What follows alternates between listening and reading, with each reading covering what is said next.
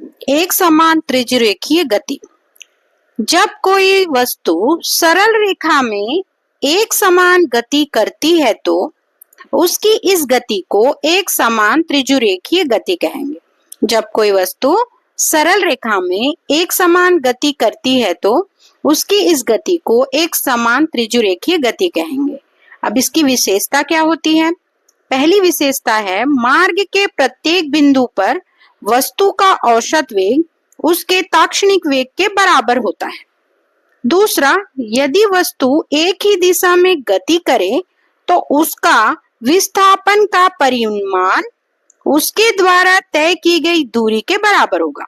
किसी वस्तु का एक ही दिशा में गति करे तो उसके विस्थापन का जो परिमाण होता है उसके द्वारा तय की गई दूरी के बराबर होती है। तीसरा, मार्ग के प्रत्येक बिंदु पर वस्तु का वेग एक समान होता है। ये तीन विशेषताएं हैं। अब हम बात करेंगे एक समान गति के लिए सूत्र की स्थापना। तो इसको निकालने के लिए सबसे पहले हम मान लेते हैं, माना कोई वस्तु OX के अनुसार एक समान गति कर रही है। वस्तु बिंदु A को समय t1 पर तथा बिंदु B को समय t2 पर पार करती है और समय t1 और t2 वस्तु में स्थितियां क्रमशः x1 और x2 हैं। t1 पर स्थिति x1 है, t2 पर x2 है। तो वस्तु का विस्थापन होगा x2 माइनस x1 और समय अंतराल होगा t2 माइनस t1। तो वेग बराबर होता है विस्थापन बट्टा समय अंतराल। तो v बराबर आएगा x2 minus x1 by t2 minus t1।